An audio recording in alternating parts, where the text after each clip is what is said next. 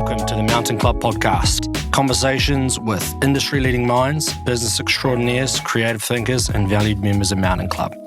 Conversations to empower business, personal, and community growth. We're here to discover what drives our members to connect and what has anchored them to Mountain Club. Jointly hosted by myself and Claire Irons, expect powerful delivery, conversation, and genuine home truths.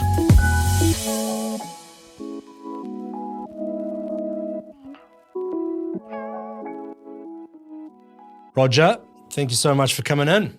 Paddy, great to see you. We've already had a 15-minute powwow as we look out across a beautiful blue day and a little bit of snow on the mountains. And mate, everything's really exciting.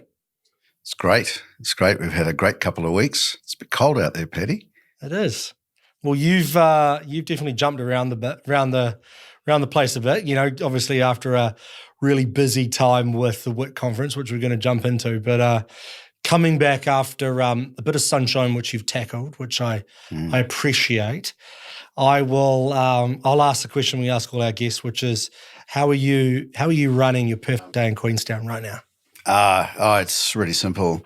Hop on my mountain bike, hopefully with my wife or one of my mates in tow, ride down our driveway, go to Gantley's for a coffee, and do a big circuit of the basin, rain, hail or storm, on a mountain bike. Do 30 or 40 Ks, do some big hills, go home, hop in the spa pool, and then because I work overseas mostly, no one even knows I've done it, and then I start work.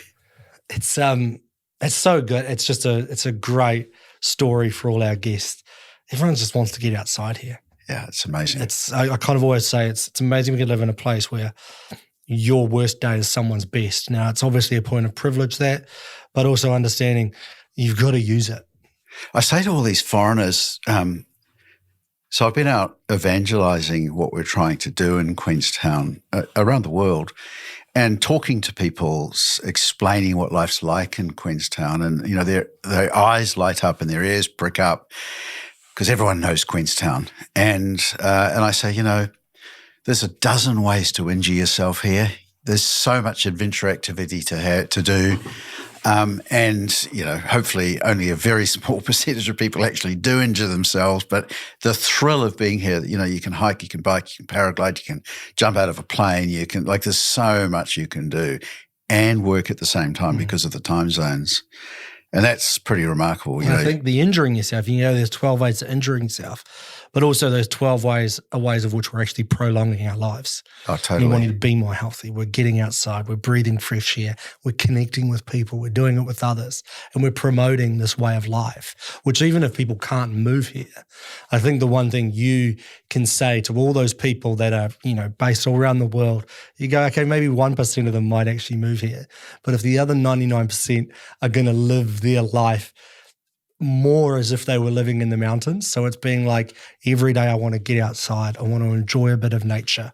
I want to connect with others. I want to focus on well-being because we all have to work, right? Yeah. And so that's always going to happen.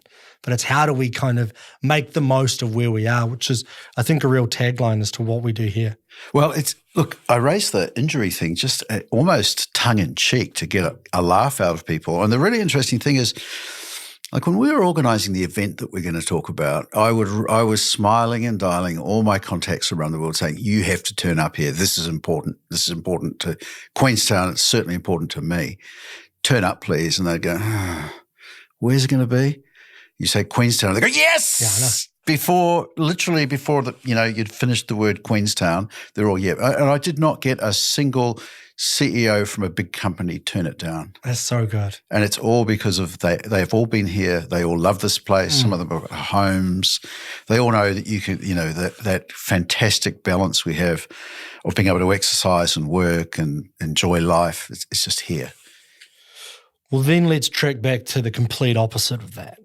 All right. So let's track back to probably the inception of Technology Queenstown, which was born from the hurdle that we all had to run over and under and through, called COVID. And what happened when you were here? Oh, I don't know if you heard that long sigh that just came out when you raised that, but it's it's still quite a fresh memory. There's a this is quite a well-known article that was in the Australian Financial Review, and it started off by saying Roger and his mates were cycling over a mountaintop in central Otago in February, and he got a call from the CEO of Webjet who said, Roger, you need to get to Melbourne now. We've got maybe 6 weeks to live. And that's the true story. So I was chairing Webjet, dropped everything. We were literally on top of a mountain in the middle of nowhere. So road to civilization, managed to get a car, flew out the first flight I could get to Melbourne, sat around a table and worked out how to raise $343 million when there were no vaccines, markets were closed, and this fantastic multi-billion-dollar business was about to fail, and a couple of thousand jobs on the line. And spent a lot of time in Australia working out how to restructure the business, new strategy. And now I got to say, the leadership team did all the work. I was helpful, but, management did the job. We worked out how to raise money, and I got home on the second to last flight before the borders closed thinking we're okay. And then started to see when the borders closed, the tumbleweeds started to blow down the street in Queenstown, and suddenly you realise you've got thousands of foreign workers who are here who are getting food parcels, can't get home. And we've got a crisis. Half the economy is tourism, and people are borrowing against their homes to pay payroll, and it's causing all sorts of societal issues. And you realise, we are too dependent on one thing here. We're a one-trick pony, and that got me thinking. Actually, the interesting thing is I thought when I got back from Webjet I was going to sleep for a month because we worked round the clock for a long time. And then John Wickstrom from Magic Memories called and said, I know we don't know each other, but I need one of those. And so, we worked on a similar sort of refinancing for Magic Memories, and it just started. And I was on the board of Tourism New Zealand at the time, and it just all started to really sink in that Houston, we have a problem. We have a problem nationally, and we have a major problem in Queenstown. And this amazing place that you come to that you think will just coast on through thick and thin actually didn't, and it was on its knees. So Jim Bolt, the then mayor, said to me, Roger, you know a bit about technology. What can we do to diversify the economy? Because whenever we have a problem, we think about diversifying the economy, but then it booms again and we all forget and nobody does anything to diversify it. So what can you do? And so I said, I think, everyone gets to a point in life where they need to do something for someone else, not for them. So I thought, okay, it's time. So I flew back and forth to Wellington on my own dime, saying, I'll give my time, but we need a little bit of funding to get this off the ground. It's pretty mission critical. And they went, nah. And you pay your taxes and you expect that in a time of need, your country's there for you. But apparently there weren't going to be enough votes coming out of Queenstown. So after I picked myself up off the floor, I thought, okay, let's find another way of doing this. And so the story will unfold as we talk, Paddy, but TQ was born of necessity, and we're on a 20-year mission to just change the local economy a bit and make it more resilient. And I think you as well, you're working with people who are amazing, if not world leaders at what they do. You're just here to harness onto their success, which is our tourism product that we have as we look out this window right now. Like, it is amazing, and it is known around the world as being one of the best destinations to come to, where you enjoy every single day. But you also know from business, you get amazing operators who are operating business here. The one thing they encounter every single day are problems, right? Out of a problem comes a solution. Now, in the day and age of today, the best solutions, certainly from a business sense, are those associated with tech. Because not only are you creating the solution for yourself, but also you can sell it, and you can sell it around the world. Correct. And I love how you've gone down this route of going, which leads into web and travel. We're going down this route of, well, let's call it the lowest hanging fruit. Let's Correct. supercharge technology in Queenstown by tackling the lowest hanging fruit, which also is the thing we're best at, which is tourism. So you obviously have the connections throughout the travel and tourism industry throughout the world. So tell me of those first conversations with Web and Travel and the opportunity that presented itself. Well, so when Technology Queenstown got long-term funding from, I think we've got long-term funding from 12 or 13 corporates, we hired a CEO, Sarah Russell, and Sarah and I spent quite a lot of time literally figuratively throwing spaghetti against the wall to see what would stick. We had forums with cyber people and we talked about AI and various things, thinking if we were going to build something here, what would it be? And really the first step to build anything here is to build a workforce. We haven't got enough qualified tech people. So, we've managed to convince the university to launch a tech campus here.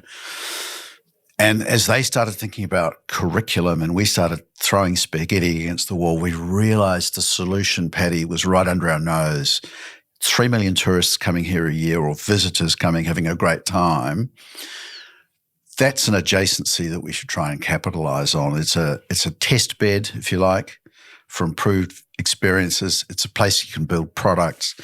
So we started asking ourselves, what would need to be true for Queenstown? And by Queenstown, I mean Queenstown Lakes. I'm happy to go further out, really. It could be as far as Alex or Roxburgh, the region.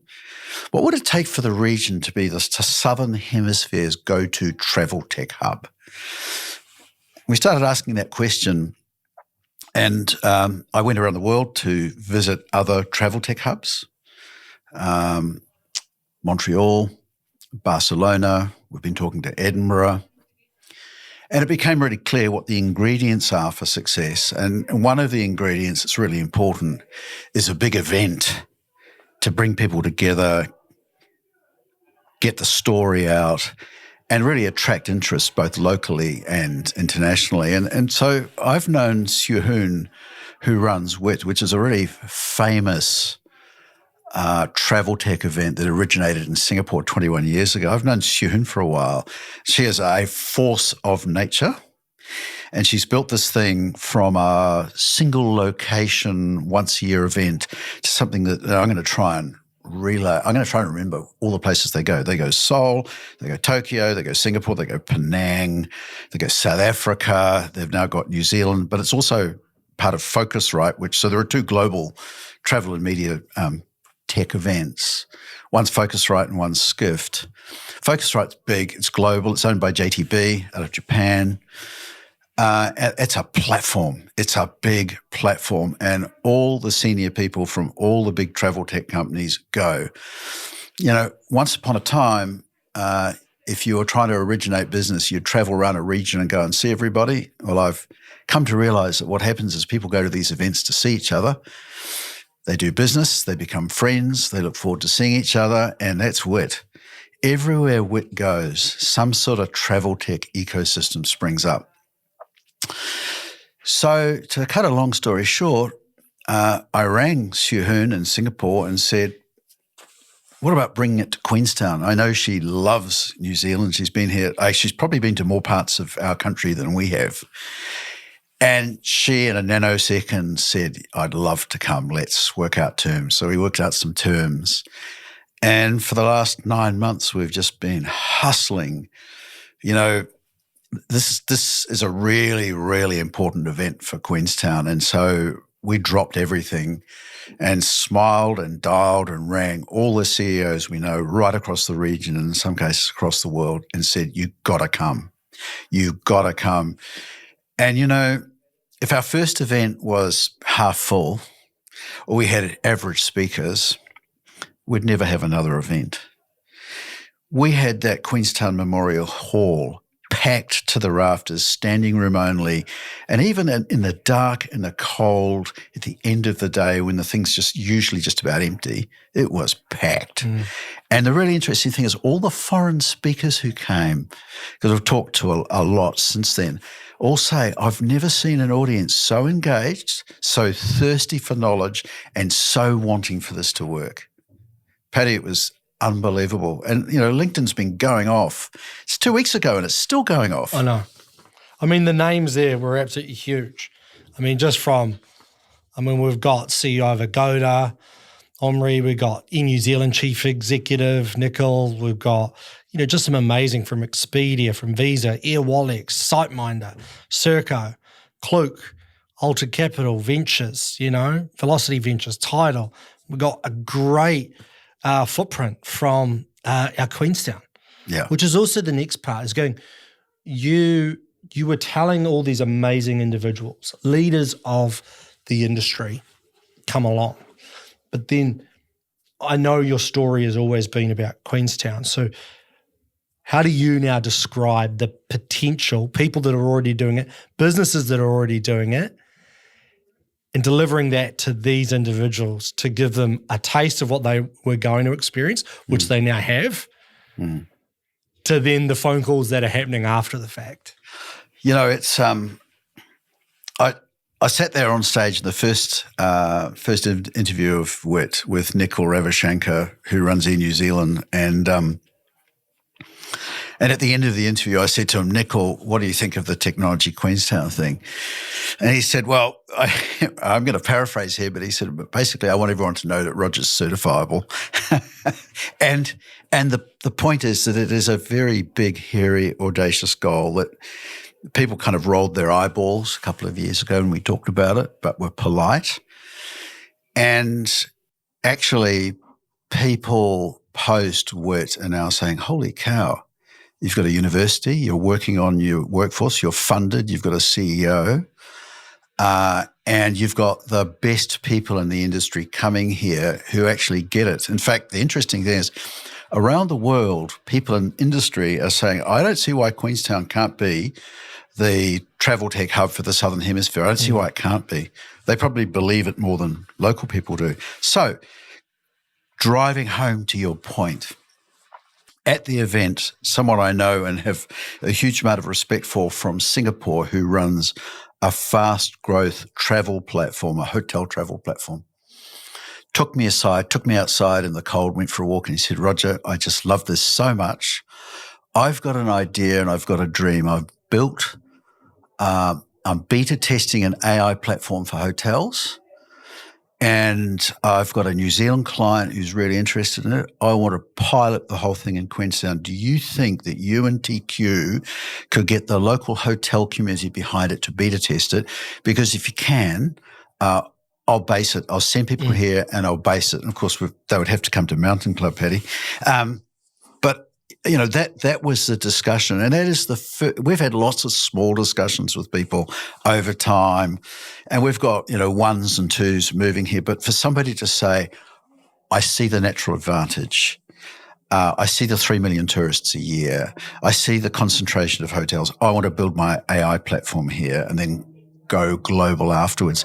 That to me is a tangible sign of the effect of bringing people together with expertise, building relationships in this amazing environment, and working out how can you test things here.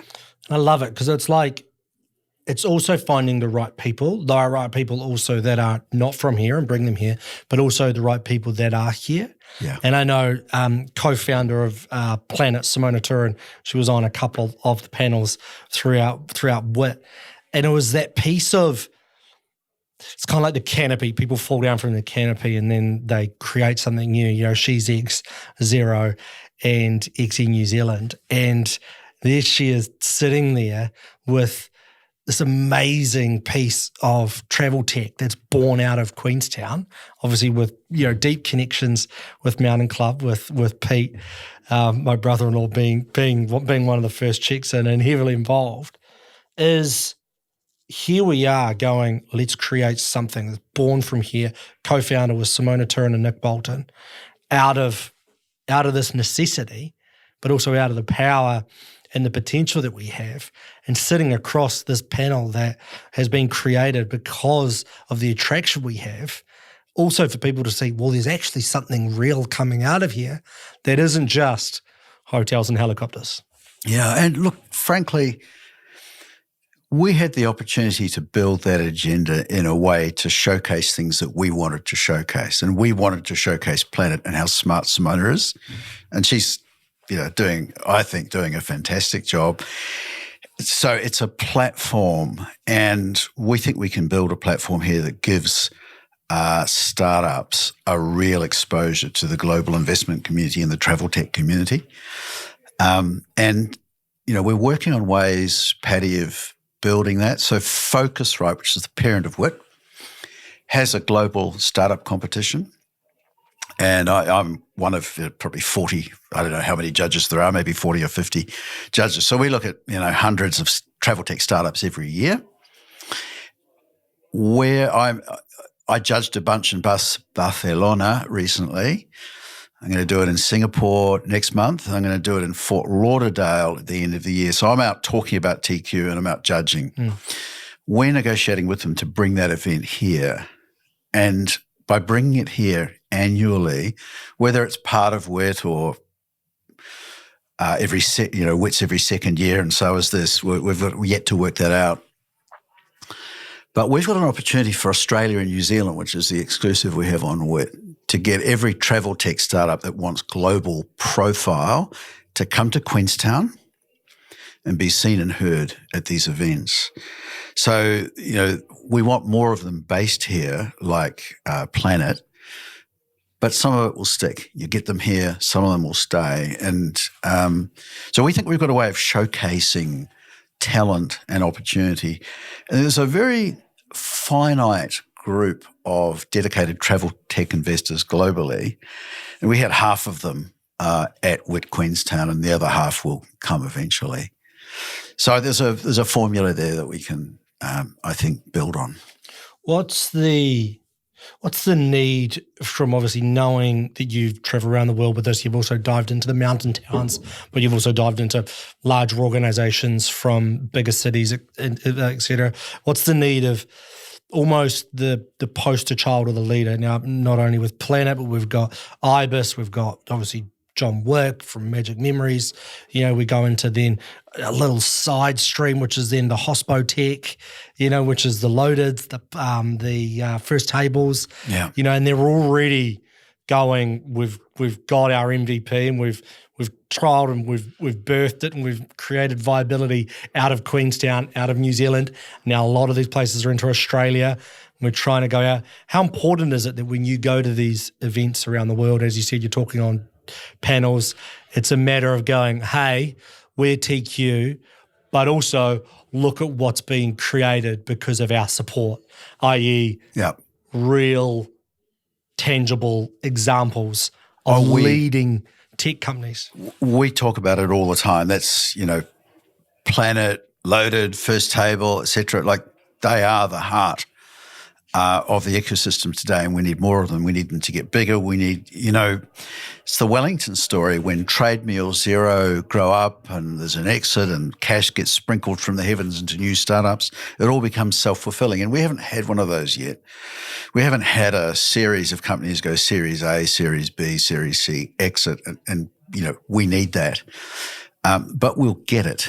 We'll definitely get it. So we tell that story. Look, I was on a call with a legendary Thai figure yesterday who owns a 16-hectare island that has 800 accommodation units on it, that is all sustainable, and he is developing the next generation of travel technology. And I had a discussion with him yesterday about Planet, because he's building a parallel application in a parallel universe. And so we talked about either me going there to talk to him or him coming here to talk to us about his model versus our model. And so this global connectivity that we have out of Queenstown is an absolute differentiator. And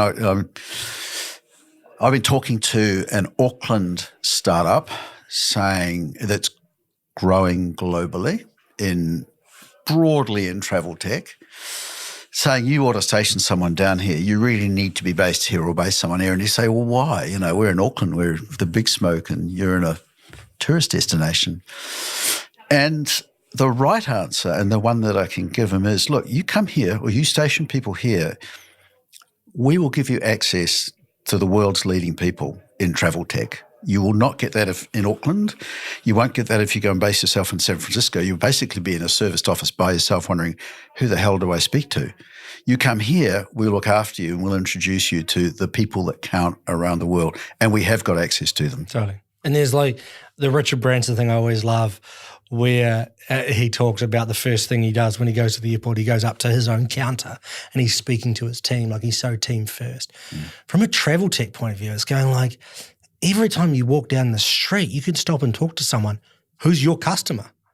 Like in Auckland, you're going to bump into loads of different people, but if you are in travel tech, you want to be walking and living your life in a place where everywhere you turn, you can ask a customer or a potential customer, what are they doing? Like from a travel perspective, going, Planet's great example.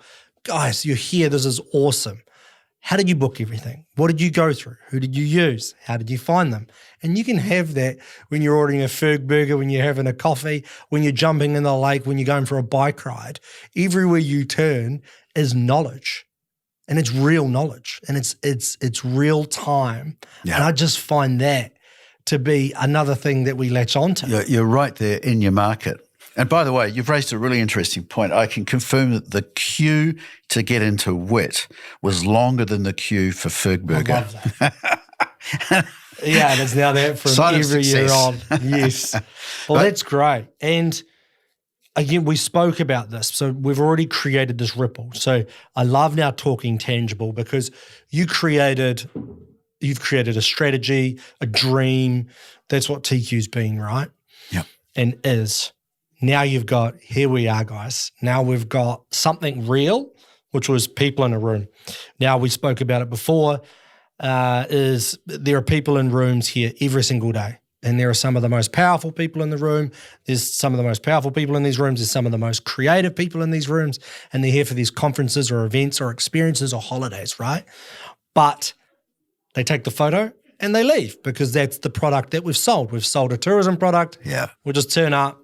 There you go. So what's your next step for creating engagement, but also your next step for measuring the success?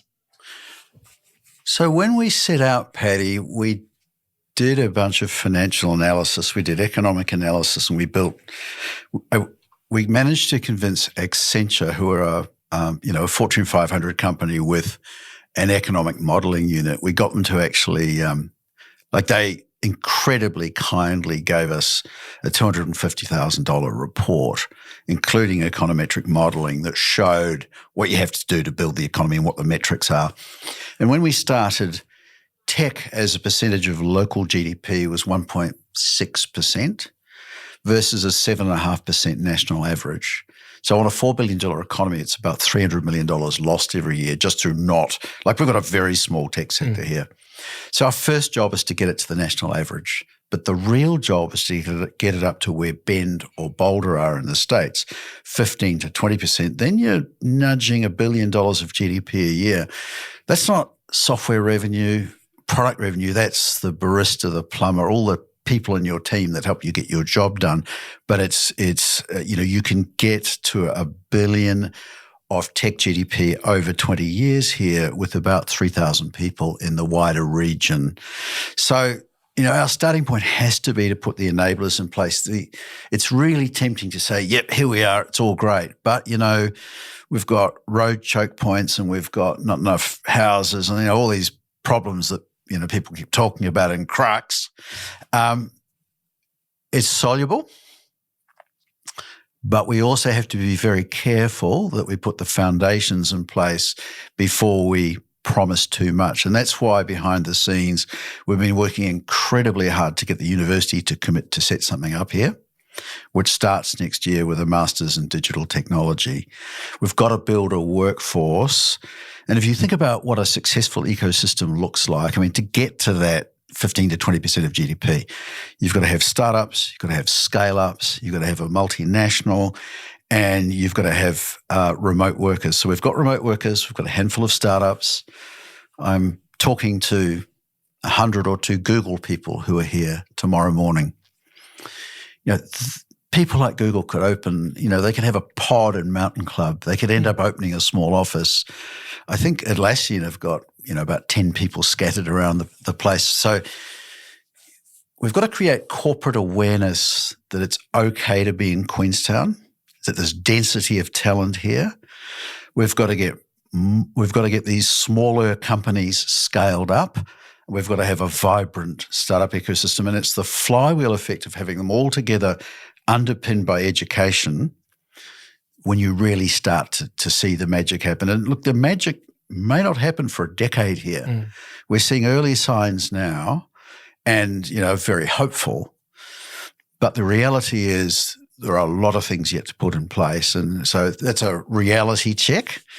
WIT has been a fantastic launch pad, and we'll build around it, but these things take time. And that's it. So we've got all those players. So, I mean, we look at, certainly one of the most successful historically is going to be Magic Memories, got up to 200 million ARR. Like, that's amazing. So are we saying we need like two Magic Memories and then the collection of companies that are in between that 50 to 100 million revenue marker, and then that host of startups and scale-ups in below there, which are bashing down the door down, and also the successful people from the larger organizations, they're feeding the startups because they want to hustle again and they want to get into that environment? Yeah, I think it's a multi-pronged approach. So, increasingly, I think we need to use these connections we've got, and I mean, I've helped build and exit a number of travel tech businesses, and my view is the local community should be using that experience, and we should be offering it to the smaller companies here to help them grow and exit. Because, I mean, if you think about, so Loaded should be a big successful company, will probably be sold. First Tables, probably first cab off the rank. It's growing incredibly well. I think they'll do a great exit, and that will build a profile, and some money will trickle back into the community. So as those scale, we need to build a cohort of travel tech startups here as well, and that's why I'm really keen to bring this Focusrite global travel tech startup event here. And not just from Queenstown, but from around New Zealand and from around Australia as well. And if people know that we've got talent here, great relationships and contacts, and an event that will give them profile, they will come. They will come. I think, and for mine, we spoke about, public, and again, that's life, and you can knock on a door as much as you want, but if no one's there, no one's going to answer you, which it almost feels like at the moment. It comes to the private markets. I like that piece. With the Startup Accelerator, one thing that Dino Venditti said, which was great when he was, where was Dino? He was Seven Peak, wasn't he? Yeah, Bend, Oregon. Yeah, and he said when he was first there in the 90s, he went around with his probably a cowboy hat that he bought from the local shop, and they chucked in 10 grand each. How important is it for, let's say, an international startup accelerator like that? Great. Also, that's going to probably have pull, i.e. you said 50 panelists. How important is it to have local capital? Like let's just say if that capital came from me, I'm not saying it would, but let's say it came from me. I'm relying on you, Paddy. I would put a caveat on that 10, 20, 50, 100 grand and say, yep, but it's got to come back here. It's got to be spent here. Now, obviously, it's a hard thing to ask, especially if half the money's coming from international people and half from us. Like, how do you actually see something like that working where the accelerator's held here, 10 amazing companies pitch their idea, but let's just say 8 of them aren't based in the region? Look at what Prue Halstead's doing at Invest South. You look at what the team at Altered Capital are doing. They are committing capital to Otago-based companies that are looking really good. So we do have a cohort of interesting companies here, New Zealand-wide and certainly emerging in Otago. I think the reality is that any startup that launches here is going to end up with some of the team here and some of the team distributed around the rest of the world. It's just the way of the world. No companies in one location. I mean, the companies I chair, you can't get everybody to go into the office. It's just the new reality. So, we'll have some people here and we'll have some people internationally, and some of the companies will be based here and some won't. But I agree that we do need local capital. And I think we can help improve the quality of the startup effort here by exposing them to people from overseas, trends from overseas, capital from overseas. We've got smart people doing smart things, but we're not exposed enough to the global travel tech environment, and that's, come back to the event. The event's just so pivotal. Yeah, and it also probably leans back to like not tall poppy, but also we're humble. If someone from the States, always kind of you hear about those like, those like New Zealand travel delegations they had through the States when they'd take some of the leaders of our best companies and they'd chuck them into a room with a load of Americans, and the Americans would go and be like, "How are you, man? Like, what's your business? How's it going?" It's pretty good. It does some good things. Yeah. It's like, especially in the travel game, it's talk, it's fast, it's let's get things done. A customer is moving so quick, and you can lose a customer so quick because there's other options. Oh, and the AI era too. You've got to have the element of we've got to put ourselves up there. And if you don't ask, you don't receive. If you don't tell someone what you're doing, they don't hear. We're in the middle of nowhere, literally the middle of nowhere.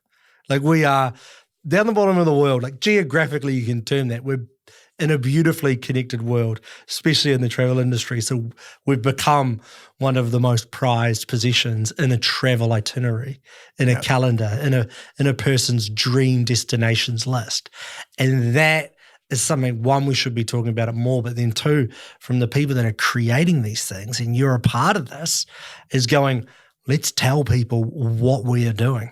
Well, I think, we should be telling the East Coast of Australia what we're doing. Because when you think about it, there's 30 million people between us and them, probably a few more. If you're flying downhill, it can be as short as 2.25 hours. It's faster than Adelaide to Brisbane. There are 25 flights a day to and from the East Coast of Australia. We've got massive flight connectivity. Australia loves Queenstown. And we need Australian tech to think about Queenstown, especially now that, the tax rules have changed in Australia. I'm looking for polite words that's to our advantage. That is to our advantage. Huge. And so, yes, we have to tell our story well, but we've also got to tell it to the right people where the path of least resistance. And so America is very important with Investor Plus visas, but Australia is massively important because Aussies can come here, no visa, they can buy property. It's easy for them and they love it. And we have to tell that story. And so, when I'm in Australia, I tell that story a lot. And it's important that we tell it there because it's so proximate to New Zealand. And, frankly, their super system has just built more capital. The place is awash with money. And the Australian VCs do like New Zealand. They think we make a dollar go further. So, I'm a strong advocate of get Aussies over here. You kind of touched on there, it's like you travel a lot, you talk about this a lot. You're obviously, one of the leaders alongside Sarah with what TQ's doing. What do you want the ecosystem to be and do when you're not needed anymore? So you talk about a flywheel. Right now, it's, you're there and you're pulling it down and you're trying to get it going. We all want to be in a position where, it's like Mountain Club or thing is you go, I stepped away and that flywheel is just pumping. What does that look like? Yeah, I would love to be able to go and ride my mountain bike rather than give 3 speeches a week about TQ. I think that's that's some distance away. But I think what it looks like is I asked the mayor of Telluride when I was in Colorado how he went about building his tech community and how he went about convincing his citizens that it was a good idea. And his response was, well, all the kids here have to leave because there are no jobs except for tourism. So what we did is we focused on explaining to parents that their kids should be able to get world-class jobs on world-class wages without leaving home. Now, as the parent of 2, I was going to say kids, but 2 young adults who live in Australia, I would love nothing more than to have our children here in Queenstown with us. Now, that's probably not going to happen, but for the next generation, It can and it should happen. So success looks like jobs for our kids, really, really good jobs, working for cool companies, doing great things, and not wrecking Queenstown. And so if you look at Boulder and Bend's kind of a relaxed version of Boulder. It's low profile, not too congested. All these mountain towns have their share of issues. Boulder's very expensive. If somebody said describe Boulder, I'd say very expensive. And you've got to be pretty wealthy to live there, and people drive 20, 30 miles to come to work. We've just got to be careful that we don't make things worse in Queenstown. Now, I would argue that there's got to be well over 20,000 people move to central Otago over the next decade or two. Oh, easy. It's happening by itself. We're not going to create the problem. We just need a small percentage of those people to be tech workers. And if you look at it that way, tech workers earn a lot. They have disposable income. They don't live 7 to a house and have 5 cars. They probably live 2 to a house and have a single EV.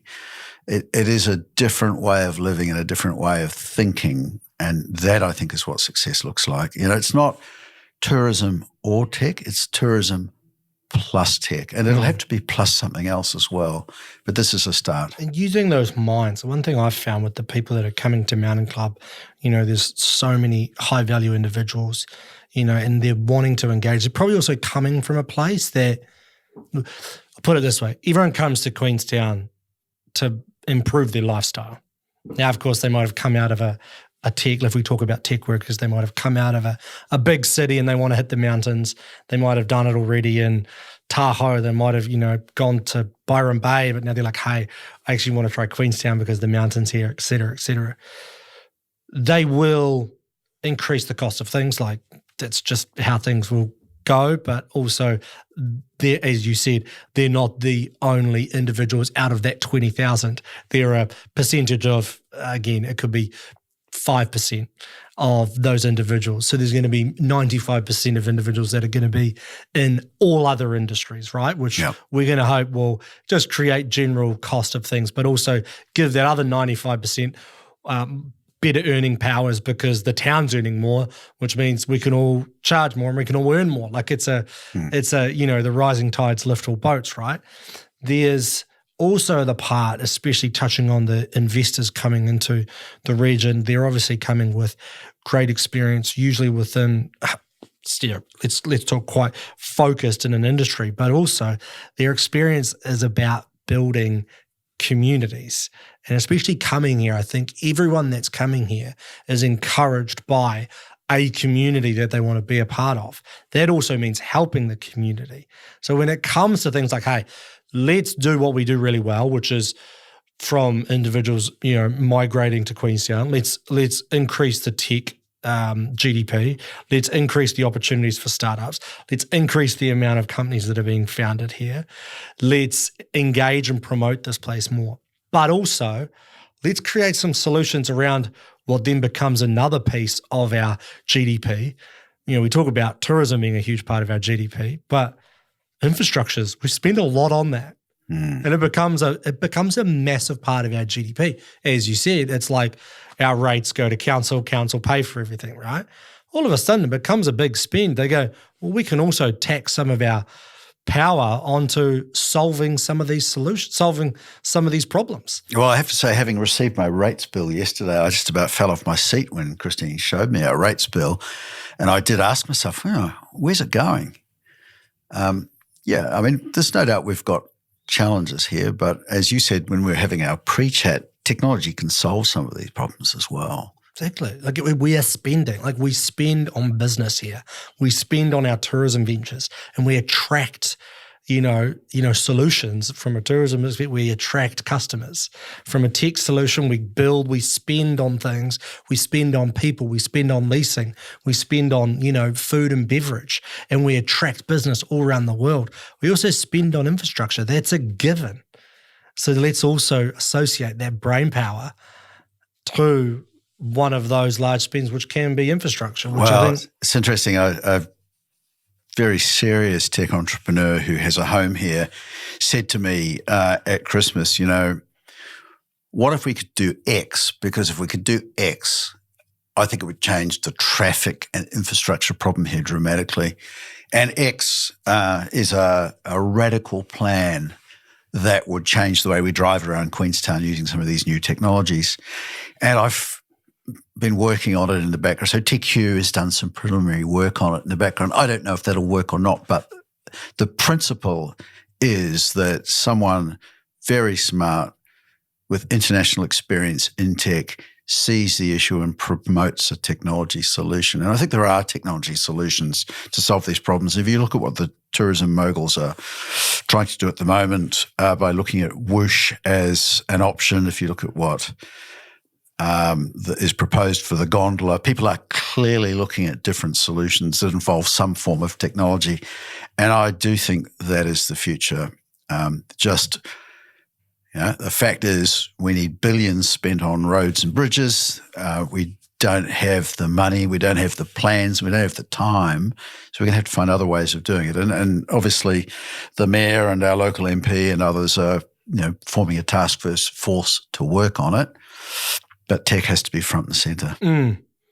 Well, we all know from coming from business backgrounds, a task force usually needs an end and a result. If you're to deliver one within Webjet, or if you deliver one within Lotto, if you deliver one, it's got an end.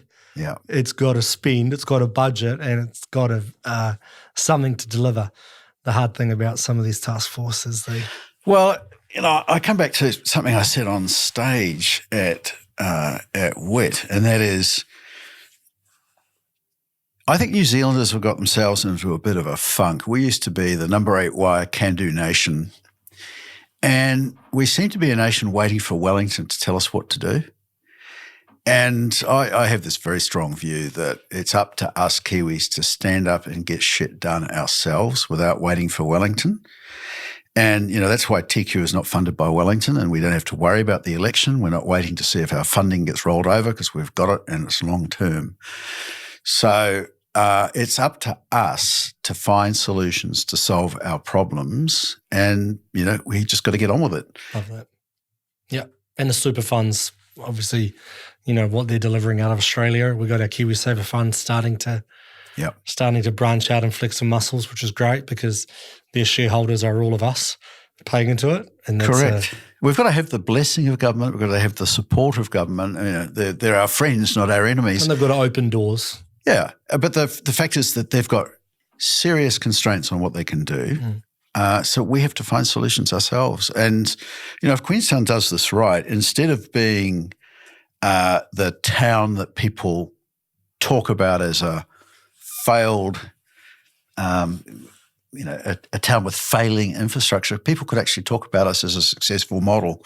But we've got a long way to go to move from where we are today to where we need to be. Again, I come back to technology. I love that. So what are you most excited about next? Now, again, not the plan, but what's tangible? If you were to say, hey, Paddy, we're here and now, we're mid-July. We're August now, gosh. What do you want to see if you were to say, hey, Paddy, we're going to have this in our hands and by the end of this year? Yeah, I was thinking about going for a mountain bike ride tomorrow, actually. That's what really excites me at the moment. I think by the end of this year, we'll have clarity on the university's curriculum and how many students they're going to have. We'll have clarity on the startup program that we want to run, just for travel and hospitality tech startups. And we'll be going into the new year with a program to continue to shine a light on Queenstown and what we're doing. Those are a couple of definitive, measurable things that we can get done. Brilliant. Well, Roger, it certainly won't be the last time we chat. There's going to be lots of things that we're going to go through in this journey. You and I are both heavily invested in this town, so I can't see us leaving anytime soon. No, I certainly agree with that. Paddy, thanks for today and letting us tell the TQ story. And the future's pretty bright. I like bright. Just seeing that there's actually things happening. Like there's stories, there's hearing from some of the connections made, possible investors into local businesses, into local startups, into local people. That's local families, that's kids, that's everything. Yeah, I think the way to go about this is to not promise too much and then surprise everyone. Totally. And I think WIT was actually quite a surprise to the town. And people are still buzzing about it. And, that's the philosophy, just quietly put the foundations in place and then one day surprise everyone. Brilliant. Roger, my friend, thank you. Great to see you. Thanks for having me.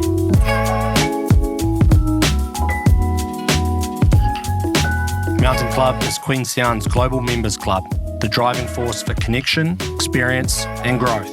We're here to do cool shit with cool people. Become a member today.